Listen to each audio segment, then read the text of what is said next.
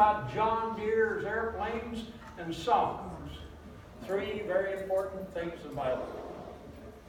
Now, as Julie Andrews advised in The Sound of Music, let's start at the very beginning. Very good place to start. My very beginning probably started sometime, almost for sure, started sometime in October of 1928. Maybe on a cold October morning, while the cows waited to be milked. And my mom and dad, Hank and Liz Hesterman, had a love affair going on. And I won't call it an, let's see, we couldn't possibly call it an immaculate conception, but maybe they had immaculate conception. From all accounts I've never heard anything to the contrary. My mom apparently had a normal gestation period.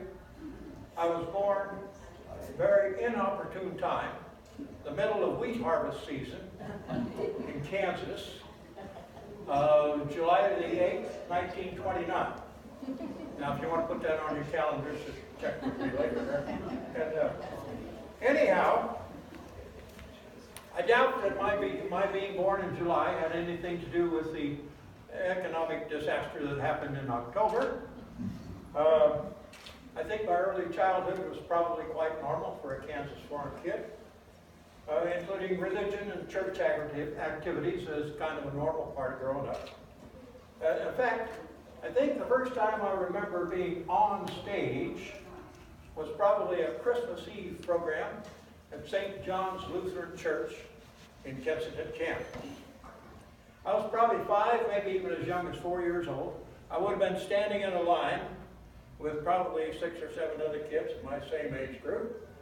And we would have been singing a song, probably, away in a manger, no grave for his bed, the little Lord Jesus laid down his sweet head.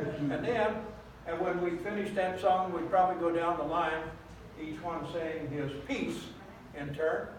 And I would have been, and when I turned again, I might have said, and they were sore afraid. Well, the shepherds abiding in their fields by night were not the only ones who were sore afraid. There were 6 or 7 of us up there in front of the church who were also sore afraid. But for some reason, I think maybe in a perverse kind of a way, I liked being on stage.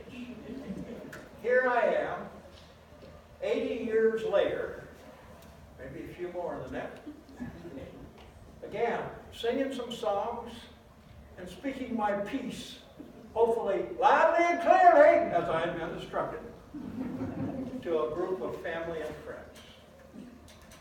Well, I was the 4th of a family of 4, the youngest by quite a bit. My sister was 14 years older than I. She was my 1st grade school teacher. Now the school was 1 room, 1 teacher, 1 stove, 1 water bucket, 1 water dipper, 1 wash basin, 1 towel, 1 damn near everything, except 2 outhouses. One was for the girls, 1 was for the boys. There was never any question as to which one we were supposed to be.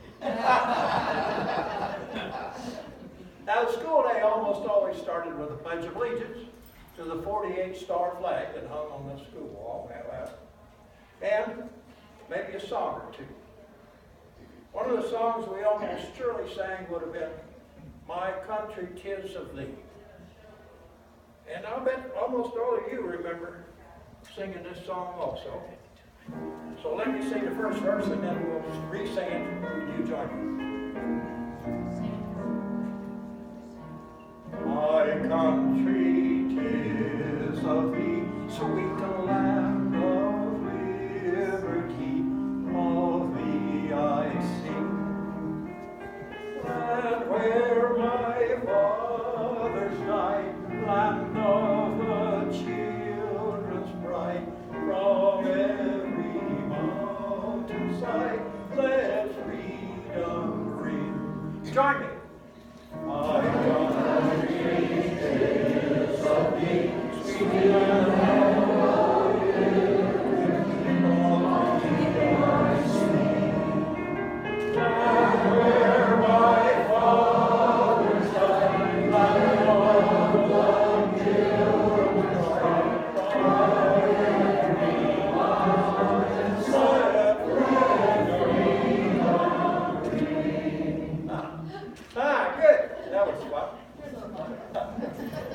Well, and another of our favorite songs was Home on the Range. Now, in addition to Smith County, Kansas, being the birthplace of Bud Hesterman, and you probably won't see any signs when you go into Smith County saying, the birthplace of Bud Hesterman. Hard to believe,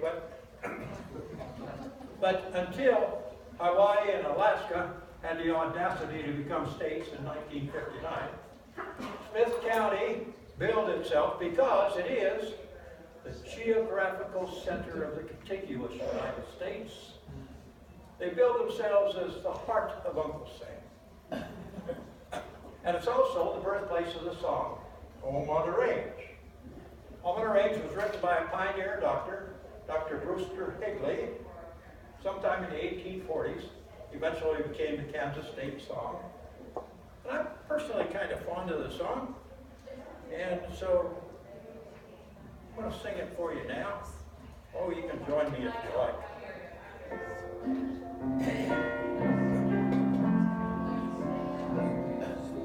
Oh, give me a home where the buffalo roam, where the deer and the antelope play, where someone is heard on his servant's word, and the skies are not cloudy all day.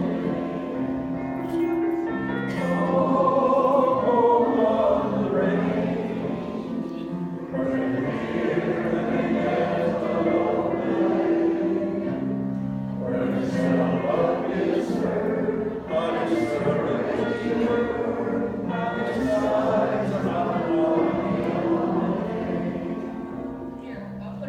Often at night, when the heavens are bright with the light from the glittering stars, have I stood there amazed, and asked as I gazed, if their glory exudes that of the stars.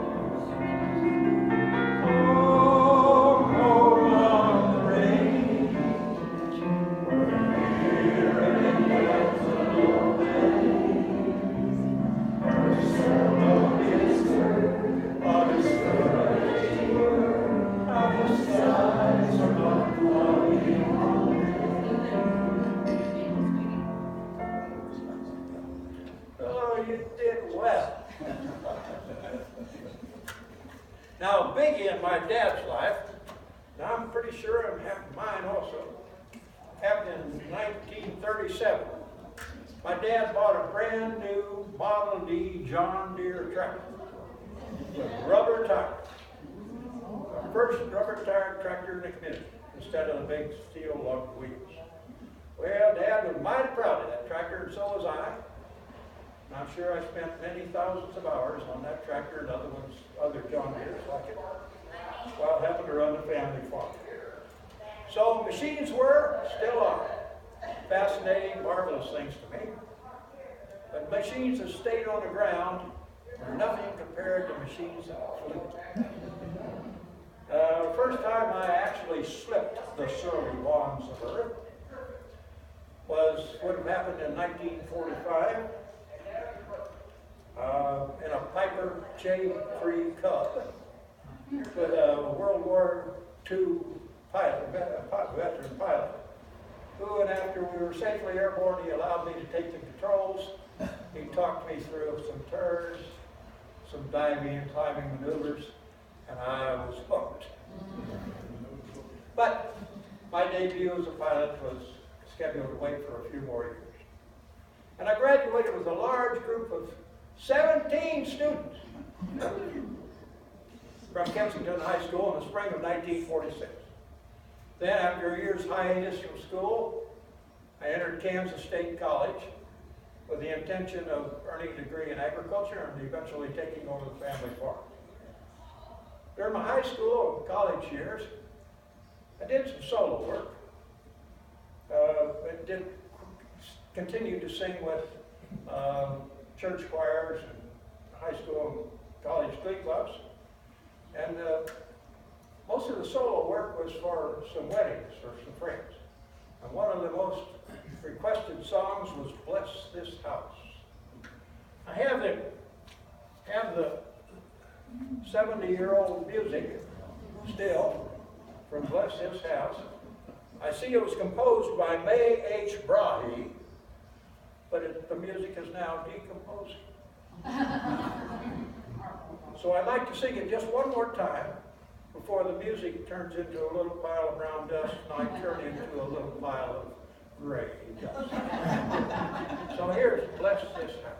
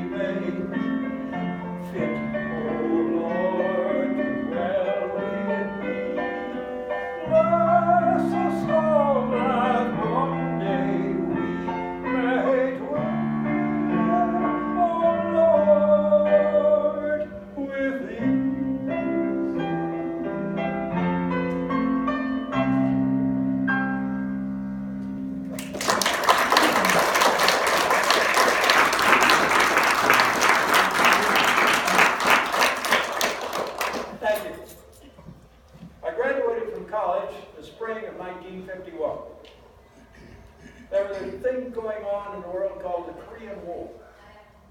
The draft board gave me 30 days in which to either enlist or to find an essential job. Farming was not considered an essential job. So 28 days after graduation, out of cowardice, or maybe good sense, I enlisted in the Air Force, thinking maybe a little more longevity in the Air Force than slogging through the mud and snow of Korea. So during my first year as an airman, I learned about a thing called aviation cadets. I was intrigued with the idea. I applied. I was accepted. And if I say so myself, and I will, I was a good cadet. And it didn't take me long to realize that flying fast airplanes is a lot more fun than driving slow John Deeres. So I ended up with a 20-year Air Force career. So while in cadets, I enjoyed marching songs as we moved the unit from one place to another. And I sang in a cadet glee club.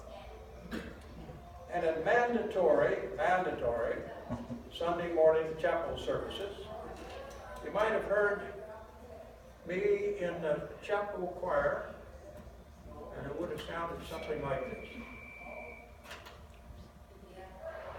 Lord and Amen.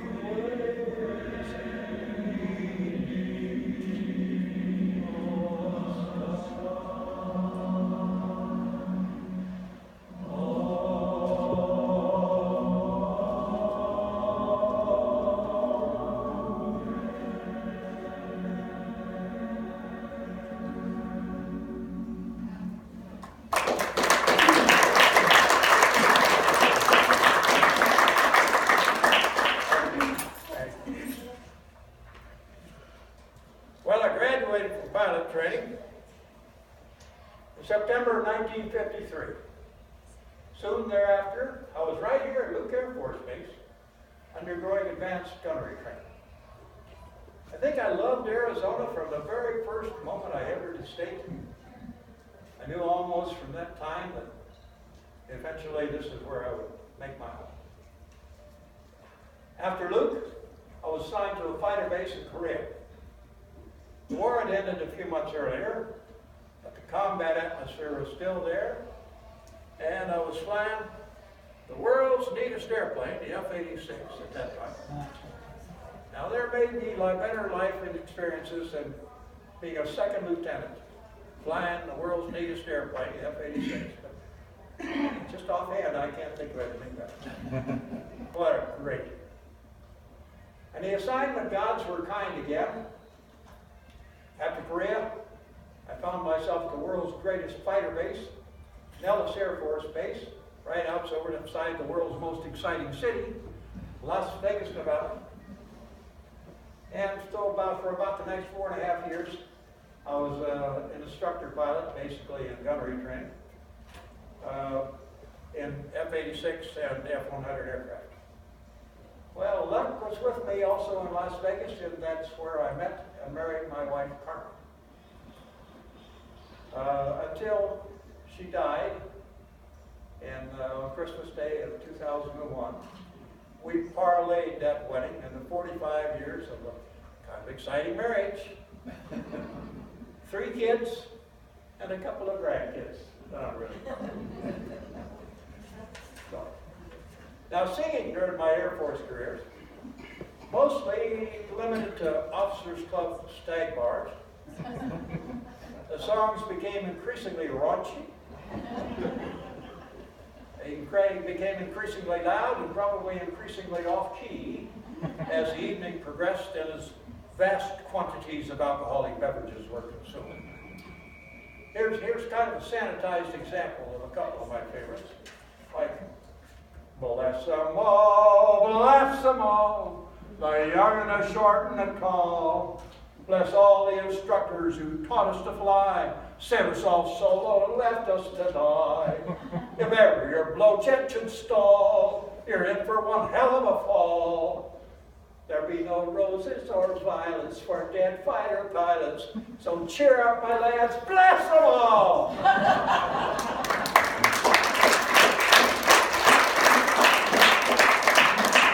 Or something like that. And then there's this famous fighter pilot song about a P-51 pilot with his disabled Mustang, and he was trying to land at iconic Itazuki Air Base, Japan. And he says, Itazuki Towers, Air Force 801. I'm turning on my downwind, my flap, my prop is overrun. My coolant's overheated, the gauge says 121. You better get the crash crew out and get them on the run. Air Force 801, this is Itazuki Tower. We cannot call the crash crew out. This is their coffee hour. You're not cleared in a pattern. Now that is plain to see. So take it on around again. You're not a VIP. Itazuki Towers is Air Force 801. I'm up in pilot's heaven. My flying days are done. I'm sorry that I blew up. I couldn't make the grade. I wish I could have waited till the landing was okay. So anyhow, those were kind of the songs we sang. My Air Force career basically revolved around fighter aircraft operations and training and flying safety. The 1960s were especially interesting.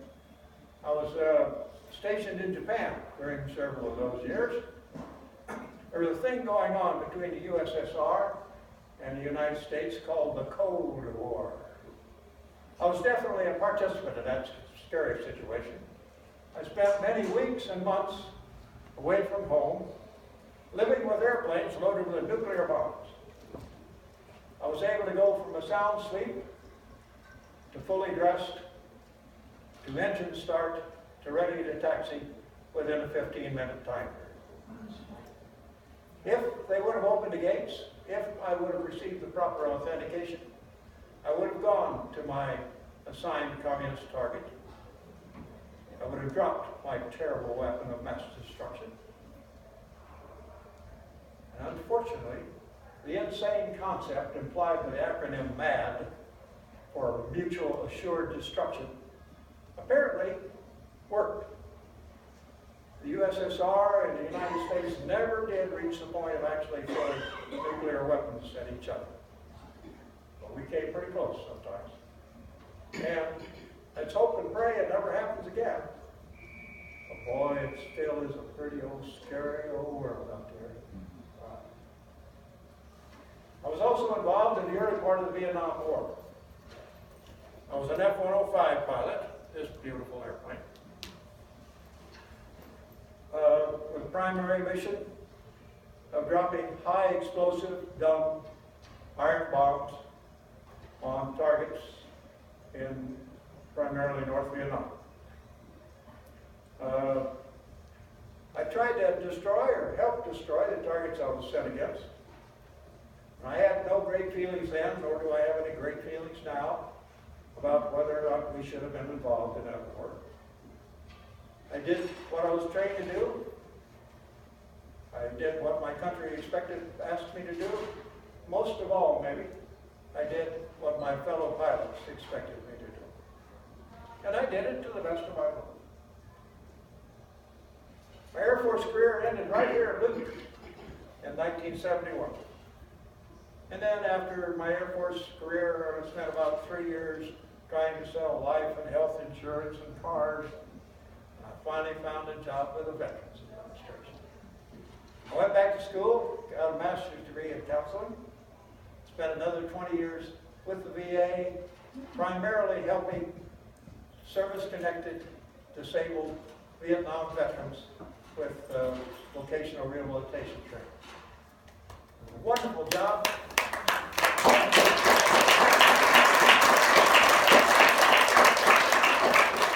Wonderful job, and lots of thank yous and occasional God bless you. And what a lucky guy I've been. So,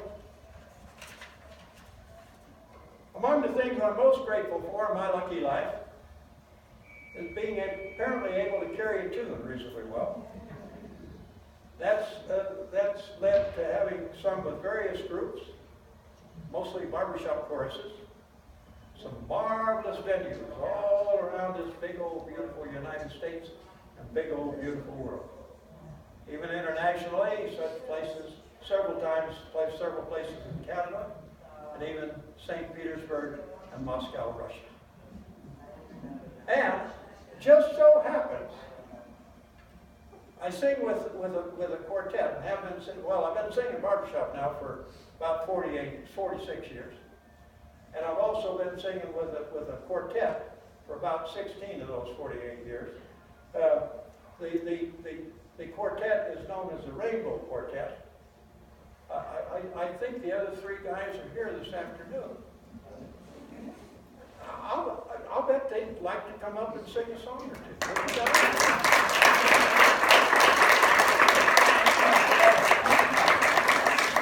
Surprise!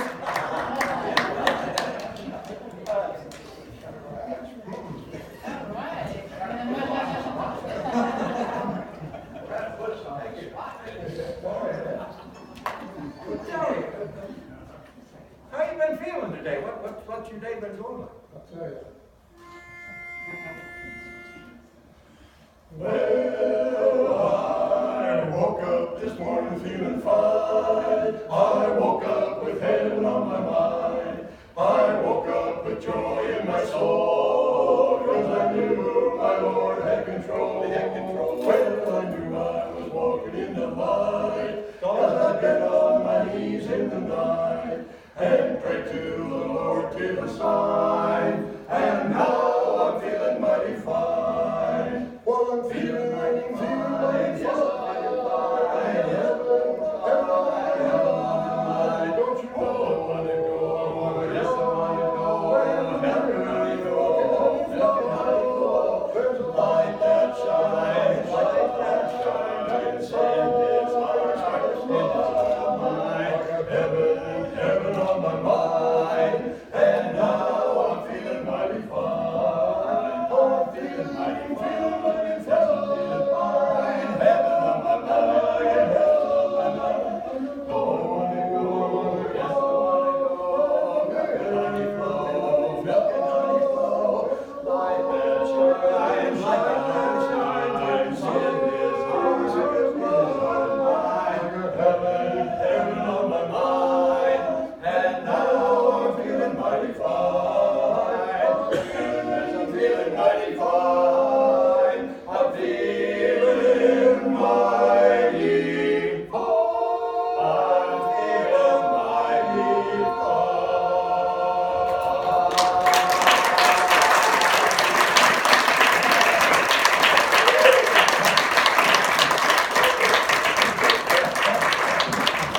Well, we got time for one more here. Anybody that's been around barbershop has probably heard this particular song. And it's one that we've opened, well, close to 1,000 different performances that we've done throughout the Northwest Valley since we've been singing with them 16 years. It might be 900 and something, but it's close to that. Oh, and we'll start out the way that we usually start out.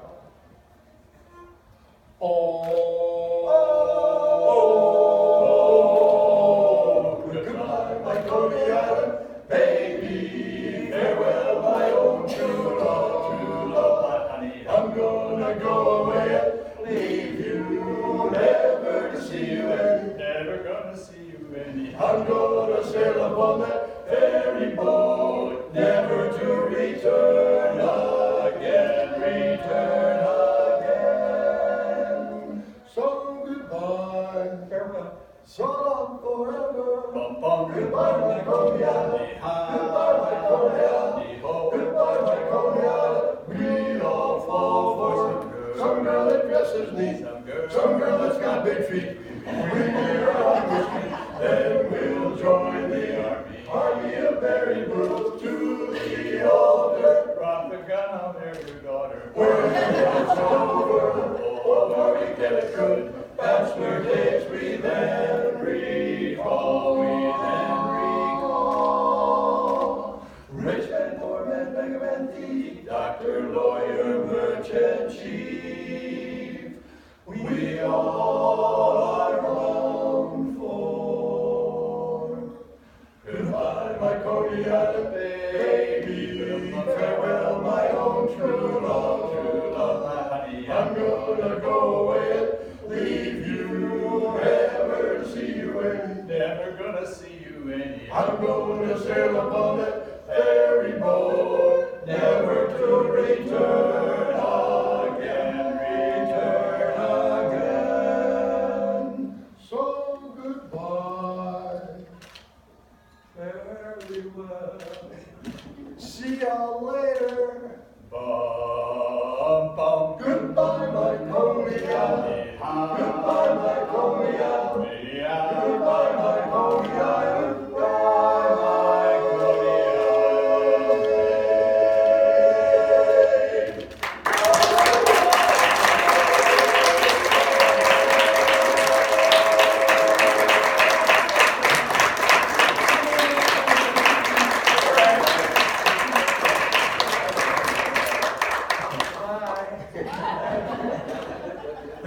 Well, you taught them pretty well.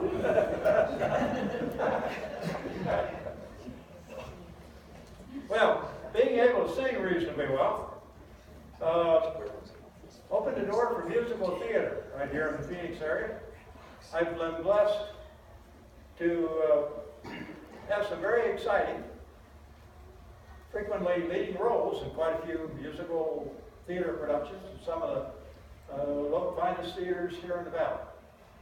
Not all of the theaters in the Valley, but a lot of them, including Damage Auditorium, Arizona Broadway Theater, Phoenix Theater, and the Sun Dome when it was here in Sun City. Over the years, I've had the pleasure of being Arvide Abernathy in Guys and Dolls, 4 different productions. Arvide's a lovable little guy who runs a Save a Soul mission along with his niece just off Broadway in New York City. In the play, he gets to sing a beautiful little love song to Sarah, his niece. I love singing the song every time I did it on stage, and I think I'll love doing it once again. Darcy, come be my niece. Darcy is, this is Darcy Delwaller. Darcy's dad, Ralph Delwaller, and I were together in Korea and Japan, and I remember when Darcy was born. That's right. At Itazuki Area. That's right. At Itazuki Area, she song we sang. That's right. Hey, love you. And I know for all these years. Have a seat. Turn face you. It's going to take maybe a little while because I have to find your place.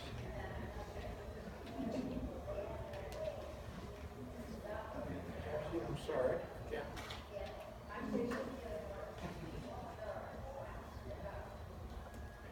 Number 4.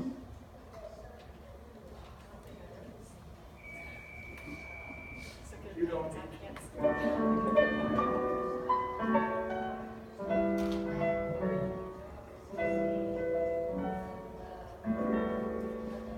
Well, I can wish for the color of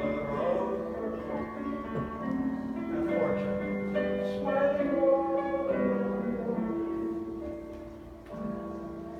but the more I can wish than to wish to find your own true love this way. Mansions I can wish 7 foot, all in red, and calling cards and silver. But more I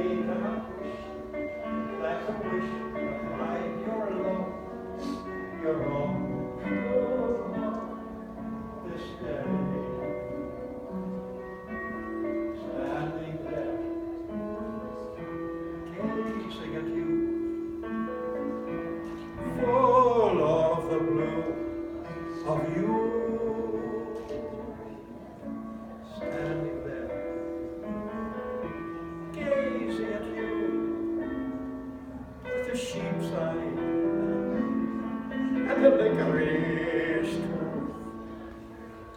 Music I can wish, merry music while you're young, and wisdom when your hair has strength to play.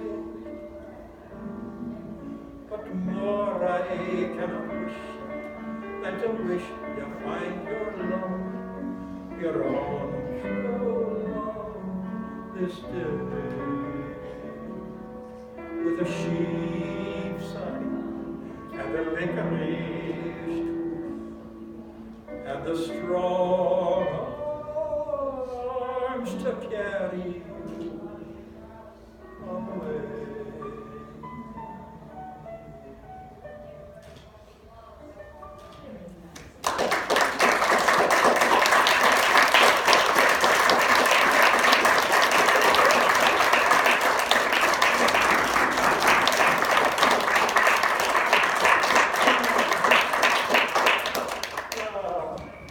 You see why I like doing that song?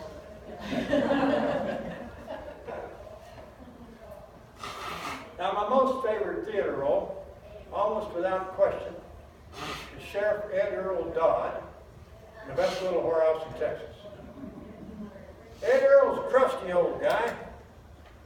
He cusses and stomps, gets mad, does things that says things that Bud Hesterman does not ordinarily say. I was in 2 very successful productions of Best Little Whorehouse in Texas. Love being the sheriff. And he also gets to sing a pretty little song that kind of shows that he does have tender feelings.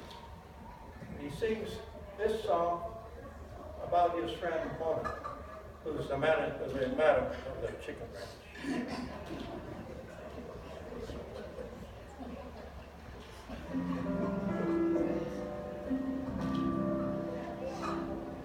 Well, she's a good old girl. We got some long miles together, and thank, oh Lord, she never was a clinging one. And she's a good old girl. We've had some fun, big laughs together, and I admire the way she almost read my mind. Never talked no foolish talk, had no ties and held no rules, held that good old girl and me. We ain't damn fools, you know. We never talk too much. The conversation says much. All things are good to her, I suppose. But what I would want to tell that she knows.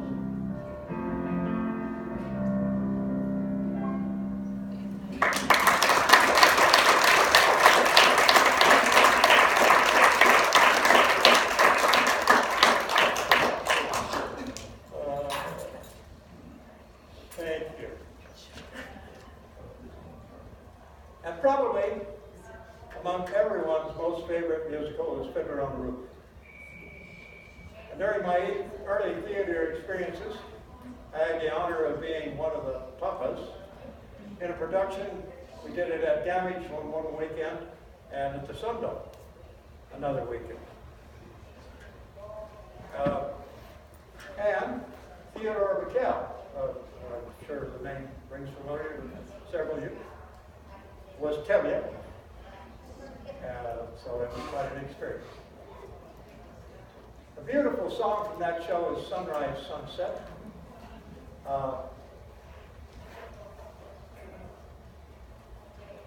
Some years after the show, I had the pleasure of singing it to my niece, Carol, at her wedding. And then 30 years after that, I had the pleasure of singing it again to Carol's daughter, Ashley. And now, I get to sing it one more time.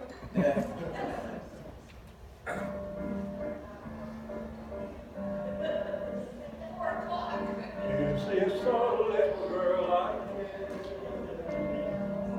Is this a little boy at play? I don't remember growing older.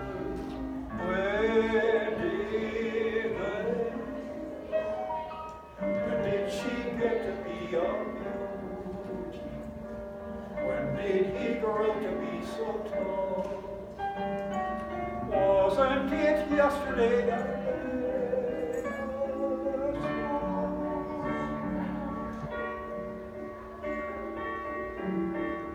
sunrise, sunset, sunrise, sunset, swiftly fly the days. Seedlings turn overnight to sunflowers, blossoming as we gaze. Sunrise, sunset, sunrise, sunset, swiftly fly the years. One season following another, laden with happiness and tears. How is the little boy a bridegroom? How is the little girl a bride? Under the canopy I see them side by side.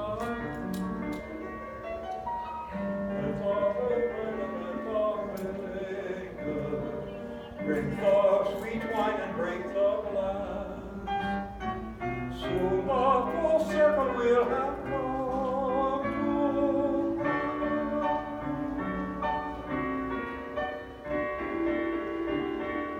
Sunrise, sunset, sunrise, sunset, swiftly fly the days. Seedlings turn overnight to sunflowers, blossoming even as we gaze. Sunrise, sunset, sunrise, sunset, swiftly fly the years. One season following another, laden with happiness and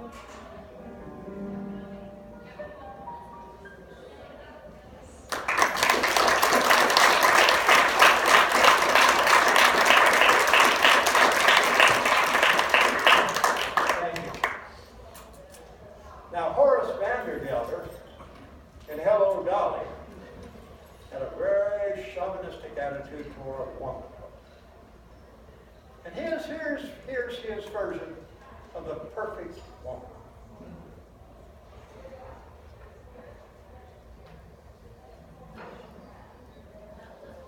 Went too far.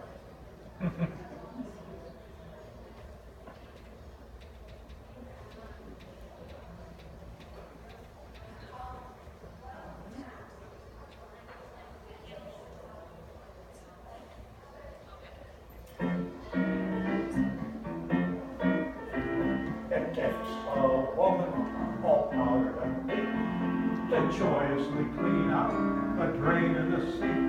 And it takes an angel with long golden lashes and soft dressed fingers for dumping the ashes. Yes, it takes a woman, a dainty woman, a sweetheart, a mistress, a wife. Oh yes, it takes a fragile woman to bring you the sweet things in life. A frail young maiden who's constantly there for washing and bluing and shoeing the mare. And it takes a female for setting the table and weaning the Guernsey and cleaning the stable. Yes, it takes a dainty woman, a sweetheart, a mistress, a wife. Oh yes, it takes a fragile woman to bring you the sweet things in life. And in the winter, she'll shovel the ice and lovingly set out the traps for the mice. She's a joy and treasure for practically speaking. To whom can you turn when the plumbing is leaky? That fragile and sweetheart, that mistress, that wife. Oh yes, it takes a woman, a husky woman, to bring you the sweet things in life.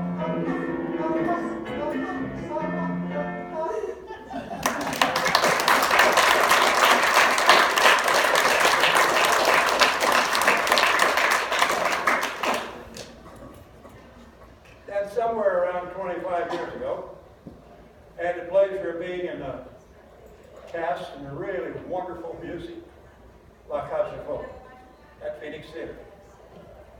No, I was not one of the Crescendos.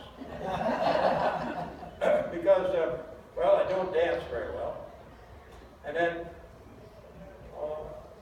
I don't really look like a girl, even in my best Saturday night drag. So, anyhow, I love to play, love the musical, love the music from the country.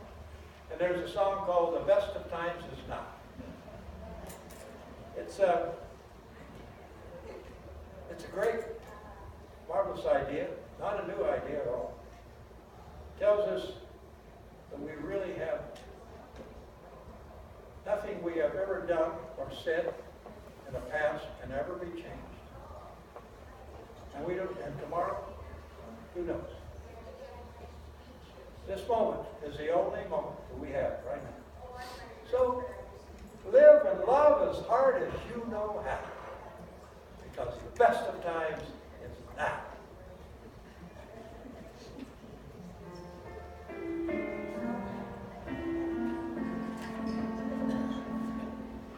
The best of times is now.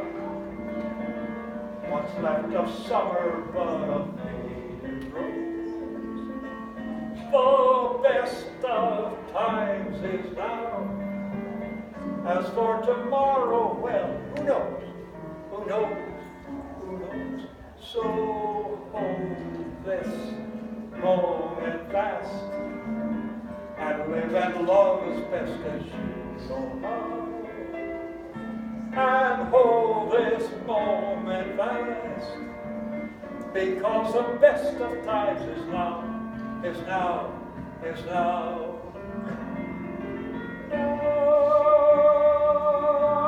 Not some forgotten yesterday. Now, tomorrow is too far away. So hold this moment fast and live and love as hard as you know how. And make this moment last, because the best of times is now, is now, is now. The best of times is now. What's left of summer but a faded rose. The best of times is now. As for tomorrow, well, who knows? Who knows? Who knows? So hold this moment fast and live and love as hard as you know how. And make this moment last, because the best of times is now, is now, is now, is now, is now.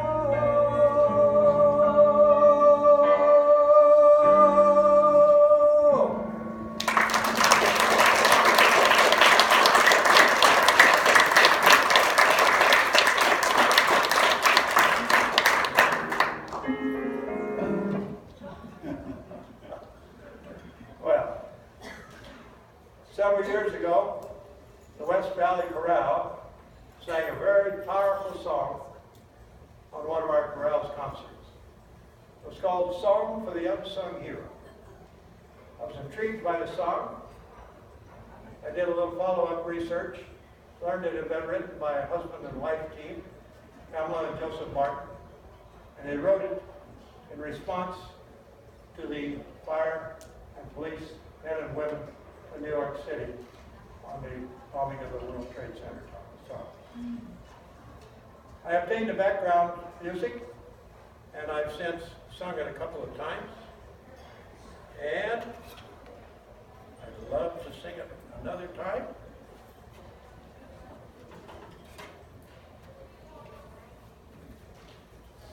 I want to recognize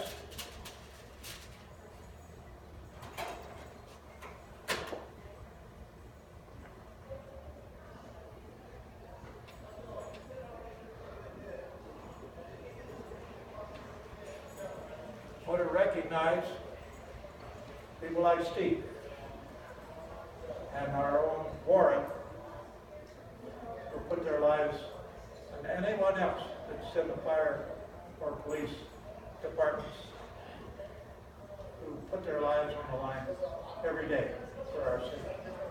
Thank you, Steve.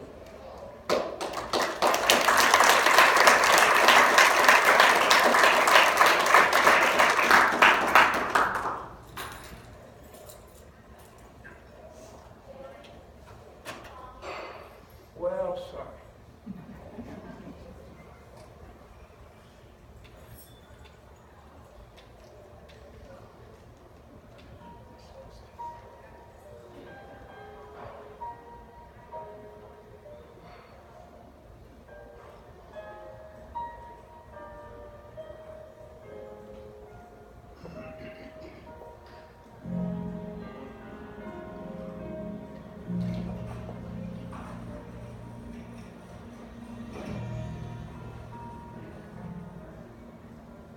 Let us sing for unsung heroes, those who lay their dreams aside, choosing honor more than glory, pledging faith with quiet pride.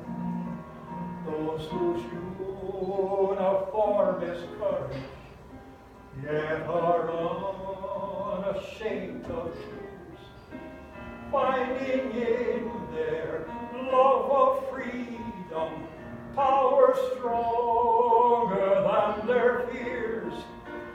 Sing a song for unsung heroes, sing from sea to shining sea, as the faithful sang before you. Sing the song of liberty.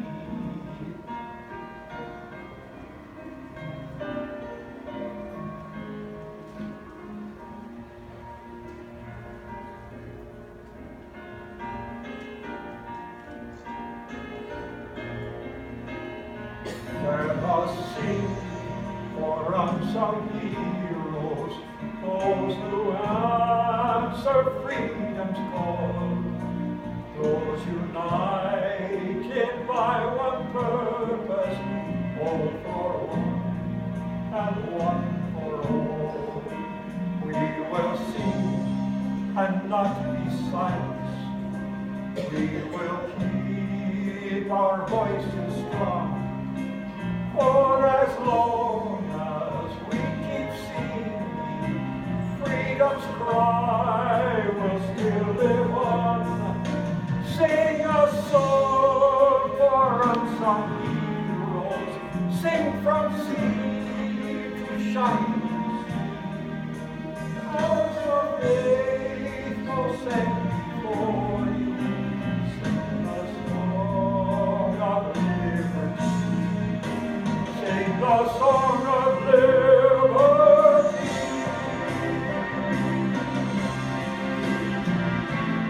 I come true is of truth, so we the land of liberty.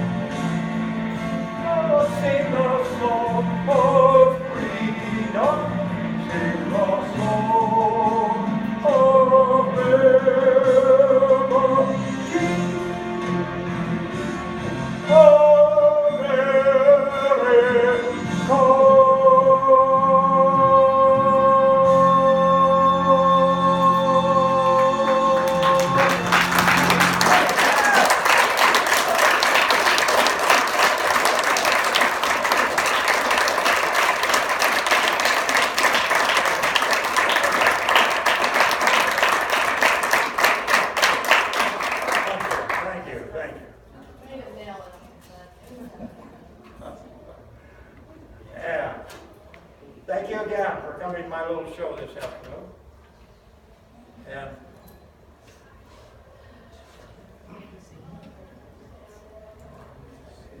And thank you for letting me live a little bit of telling you a little bit about my sometimes exciting life. Let's see, I've done some neat things. I've flown airplanes 1,400 miles an hour, almost twice the speed of sound. I've flown them above 50,000 feet, almost 10 miles above the earth. I've done a lot of nice things over my life. And I've built nice things over my life. Conversely, I've destroyed things. Things like bridges, roads, truck parks, and communications facilities in Vietnam. I've been shot at. My airplane's been hit a couple of times. And by people who wanted me dead. And very understandably so. They had every right to want me dead because I was doing terrible things to their country. I've had the good fortune visiting many marvelous places in this country and in our world. I've loved. I've been loved. I know the profound joy of seeing newborn babies.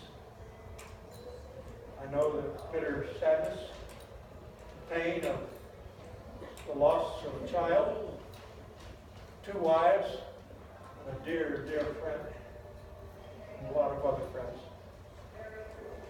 Overall, I've been incredibly lucky. I'll give myself credit for taking advantage of a lot of that luck. And there's a song that was written, I think, for Frank Sinatra specifically, but I kind of like to believe it was also written just for me. Because I like to believe I have lived my life my way.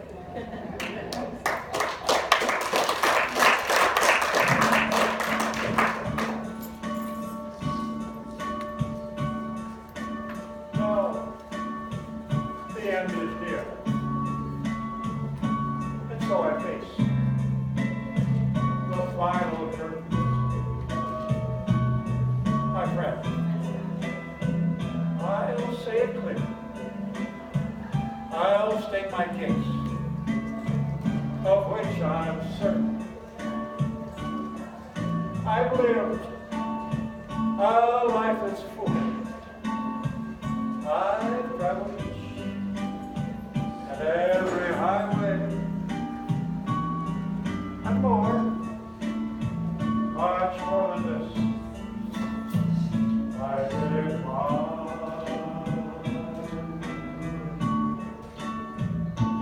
Regrets? I've had a few. But then again, too few to mention. I did what I had to do. And I did it all. Without exception. I planned each charted course, each careful step along the byway, and more, much more than this. I did it my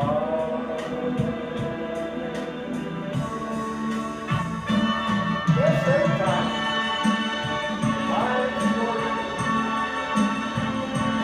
I did all. More than I